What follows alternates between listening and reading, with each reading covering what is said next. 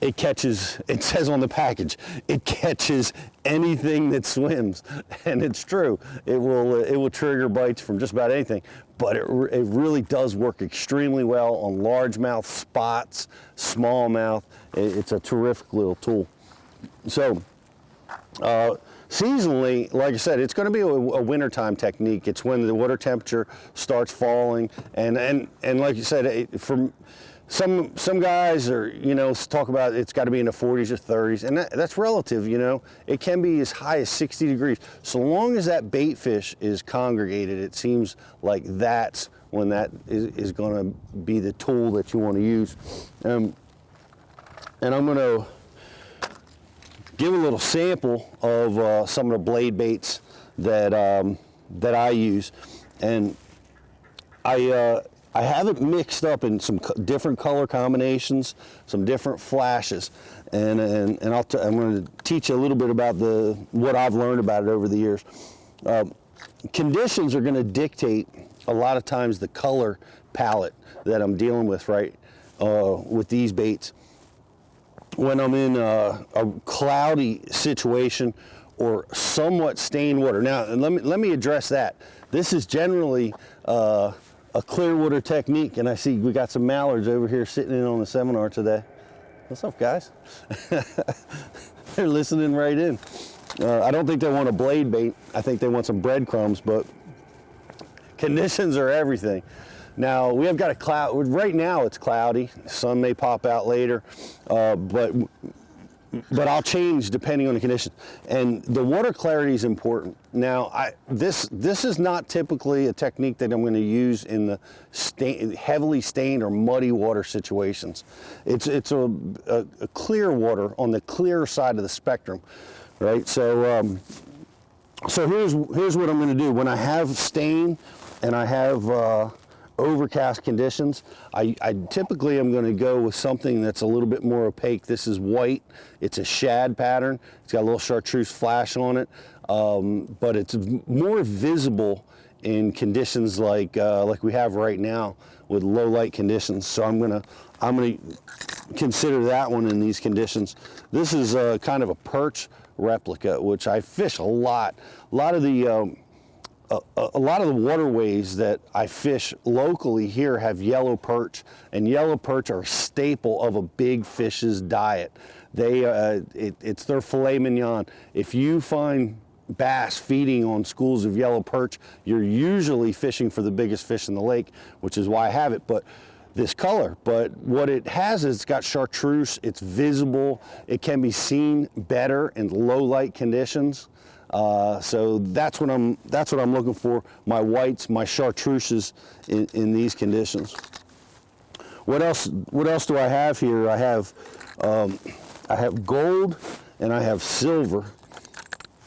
Now, the silver flash is a terrific bait to be fishing around clear water when you have a lot of shad present, when you have a lot of sunshine.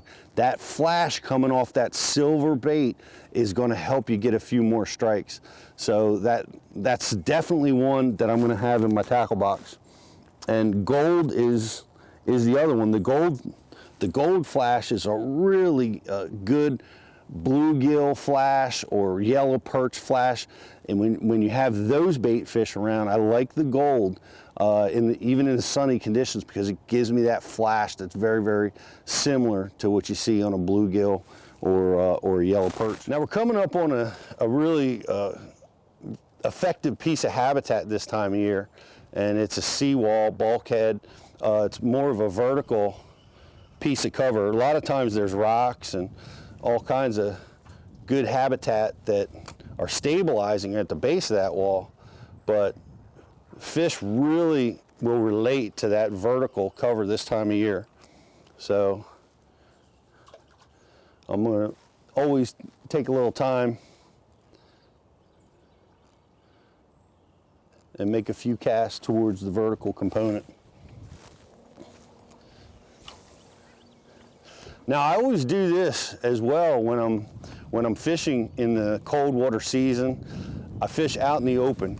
I fish in the basin, you know, a part of wherever I'm at. And the reason is this is a lot of times where the schools of shad are.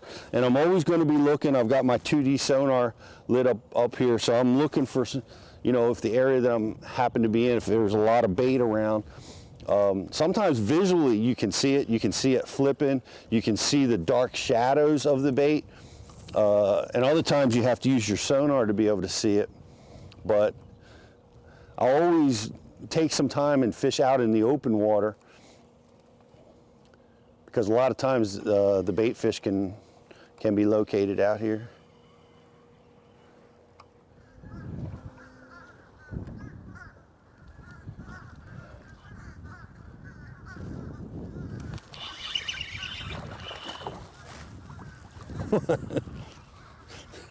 Man, they're fired up for being in the winter.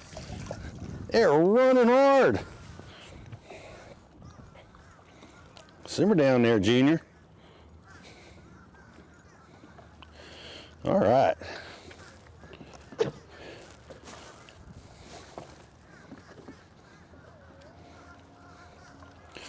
There we go. Here it is, guys.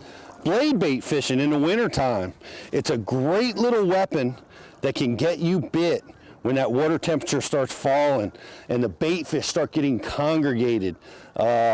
It's a fun way to fish. It's slow, methodical, deliberate strikes. Like this guy he grabbed that sucker and just started swimming.